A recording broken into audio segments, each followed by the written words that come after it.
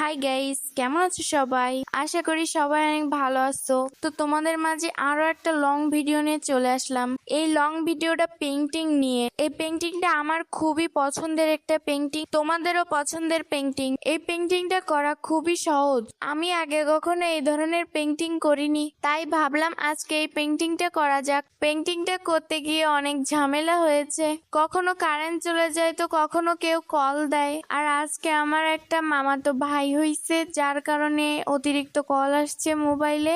এই কারণে ভিডিও করার সময় বারবার কল আসছিল। আমি এখানে পেইন্টিং করতে কয়েকটা কালার ইউজ করেছি, তার মধ্যে dark blue, sky colour, purple colour, white colour, সবশেষে ব্ল্যাক কালার এবং গোল্ডেন কালার। এই তো এই কয়টা কালারই লেগেছে আমার। আচ্ছা দেখো তো চেনা যায় কিনা, চিনতে পারতেছো এটা কি?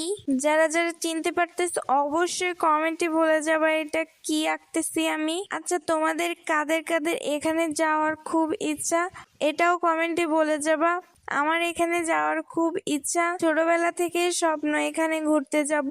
এখানে ঘুরতে যাওয়া প্রত্যেকটা মুসলমানেরই স্বপ্ন, প্রতিটা মুসলমানই চায় এটা একবার হলেও সে দেখবে। দেখো তোমাদের সাথে কথা বলতে বলতে আমার পেইন্টিং প্রায় শেষ। এখানে আমি প্রথমেই ডার্ক ব্লু কালার দিয়ে ব্লেন্ড করে নিয়েছি, স্কাই কালার এবং পার্পেল দিয়ে ব্লেন্ড করে নিয়েছি।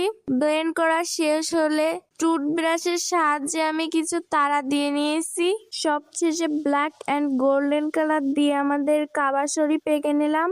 এই তো আমার পেইন্টিং করা শেষ। তো কেমন হয়েছে আমার এই পেইন্টিংটা অবশ্যই অবশ্যই কমেন্টে বলে যাবা, এবং এটাও বলে যাবা পরবর্তীতে কি ভিডিও বানাবো। তো আজকে এই পর্যন্ত, পরবর্তী ভিডিওতে আবার দেখা হবে।